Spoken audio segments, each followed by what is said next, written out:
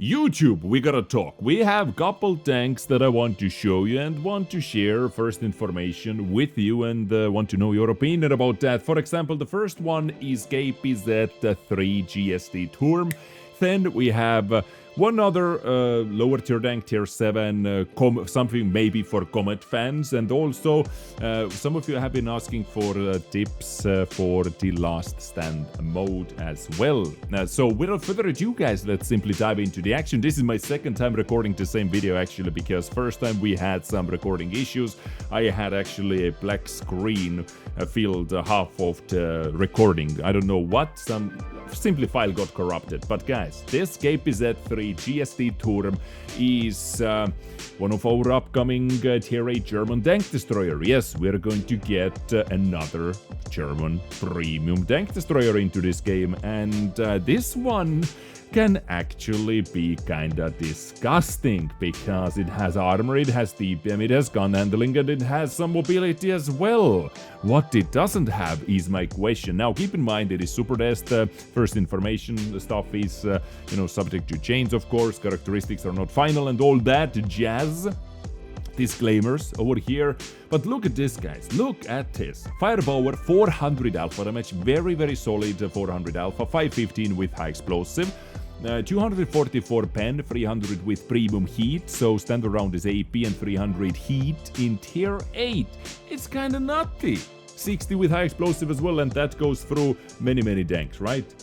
Shell velocity numbers, like I would say average, but still decent. It has 9.9 second base reload, so let's say roughly 10-second reload, which means 6 rounds per minute, which means the base DPM is 2400.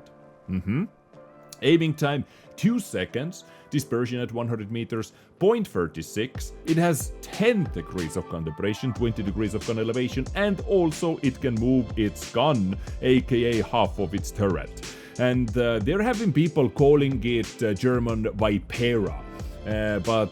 Yeah, at first I was like comparing it to the Vipera as well, but I would say it more reminds me the XM66F now as well, because that XM also has 400 alpha, a single shot gun, and some armor as well. So hull down seems to be pretty beast, but when it is not hull down, it is easier to take out of course. And it has that half moving turret like on XM, but this one maybe seems even more beefy guys. And also it can carry 50 shells. Now, talking about mobility, yes, 35 top speed is not the fastest one, for sure, but 15 moving backwards on a turret-less tank destroyer is pretty damn solid, I would say. And also 17 power-to-weight ratio, so if you slap turbo on it, you get very good power-to-weight ratio, plus 40 km/h top speed. And also hull traverse speed is not bad, 37 is actually very good for a tank like this. Turret traverse speed 26, but you move your hull together and it's, it's very good, I would say. And now survivability. This is where I want to stop for a little bit, because it has 1300 hit points. Yes, this is not the most of hit points, but hull armor 220 in the front in tier 8, 70 on the sides and 20 in the rear. Turret armor 250, 80 and 20, and this is where it gets kind of disgusting. Like this tank in a full tier 8 battle, which tier 8 tanks actually get quite a lot nowadays, because there are so many tier 8 players playing it, or this tank in a tier 9 battle, in a tier 6 or tier 7 battle, it can be quite disgusting. Like with this 250 millimeters of turret armor in hull down as well, and by the looks of it, I think those are just objects and not commander hatches, weak spots. Like you angle this armor, you can only pen it with premium rounds, or if you have tier 8 premium rounds, many tier 8 heavies, mediums do not even get high enough penetration to go through that. And the hull, yes, it is 220 on the flat ground, but this could be a problem as well for many tanks. Now tier 10s, as basically with any tier 8 tank, tier 10s can chew through it quite easily, but this is +2 matchmaking. Like same can be said about tier 6s can chew through tier 4 tanks, even the most OP ones, and so on. But in the same tier matchmaking, this thing is very disgusting looking actually.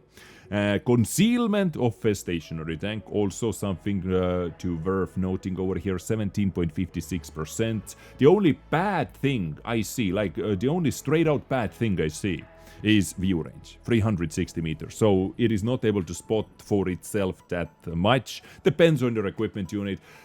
You could argue that you can have one setup with coated optics. Like, I don't know how good the stabilization numbers are. If those are good enough, you can have like coated optics rammer and hardening, or coated optics rammer turbo.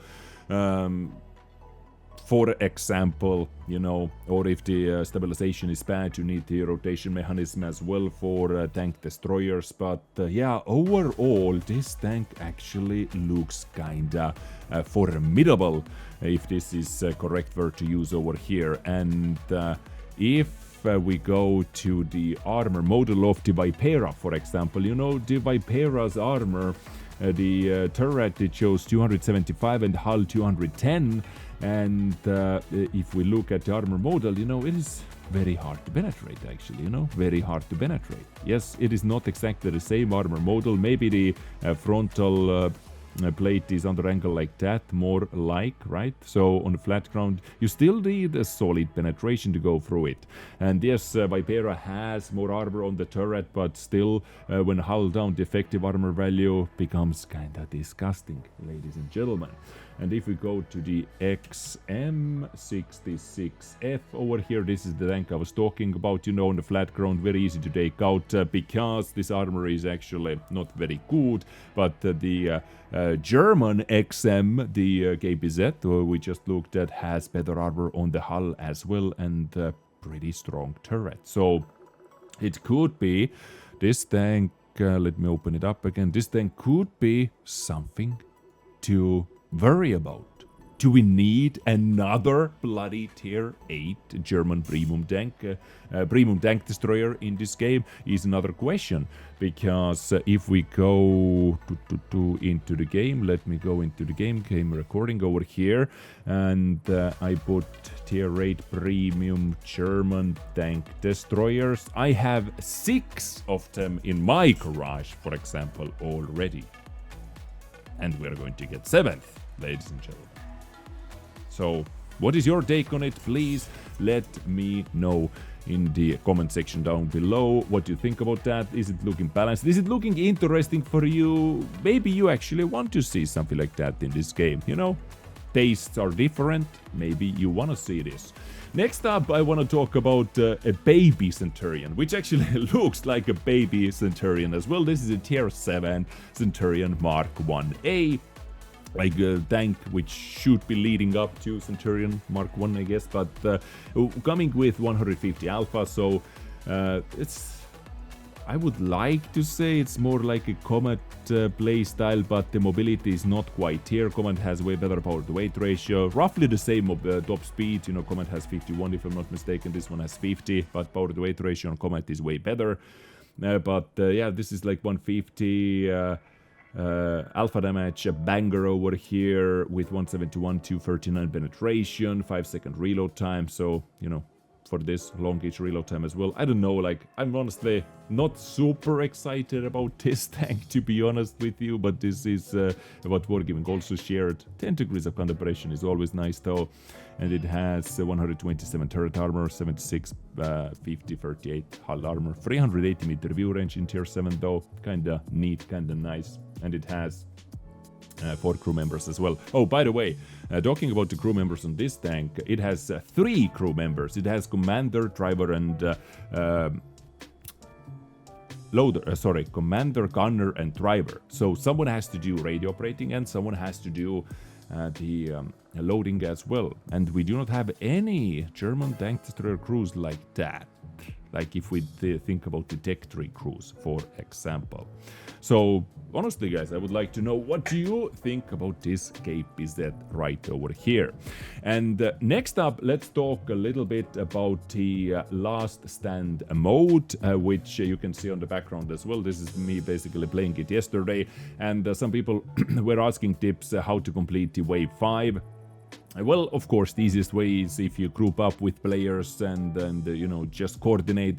Or there are simply two strategies or two things you can use, two positions, let's say, which help you to win. And when you go into the battle, even with random teammates, you can just type and try to work together, like saying, hey, let's stay in the middle area right over here and let's simply wait for the enemies to come towards us. Or let's go up over here on the balcony where you see me playing right now as well. And we had very good success ratio playing up on this balcony, basically waiting for the enemies, waiting them to get a little bit closer, and then after the wave was done, picked up the Miriam all around us. And this is the final wave. You see us destroying the Alpha E50s over here.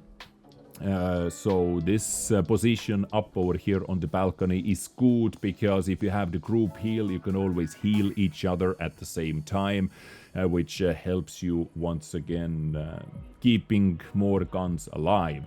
And of course, it is easier when you have a preset platoon, so you know, maybe your clanmates are looking, maybe your clanmates can do that together with you, or someone from your friend list, for example. You need like couple guys who know and who go into one position, or as I said, you can simply type in the chat as well, in the in-game chat, and try to stay in one position. You don't need to go and chase the waves, wave after wave. You can simply wait for them as well.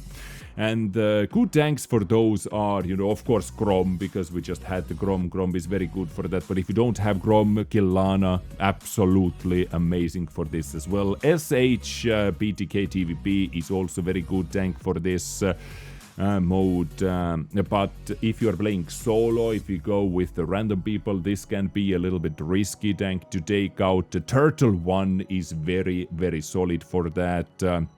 I've seen big success with the S5 and the XM, and the Tech 3 tanks, T28, T28 prototype, people have been slapping quite a bit. Someone in ISU actually did a very good job and a lot of damage as well. You know, there are a lot of Tech 3 tanks like T32, which work, and overall, if you don't have any premium tanks, something that has some armor is always going to be helpful for you. And talking about abilities, the best abilities basically all around for this mode is the fast reload or the magazine reloading, depends on the vehicle, then self-heal and then group heal. And if you are up on the balcony, which I showed, you are simply able to keep everyone's HP quite a lot higher on average. So, ladies and gentlemen, maybe this helped you a little bit. Hopefully it did. And let me know what you think about the tanks I covered in today's video as well. As soon as I saw the KPZ tank, I wanted to talk about that, and I wanted to know your opinion about this as well. Another German premium tank destroyer coming. Yeah, thank you for tuning in, guys. I wish you the most beautiful weekend ever. Take the maximum out of it, enjoy your time, and I will catch you next time with something else. Adios.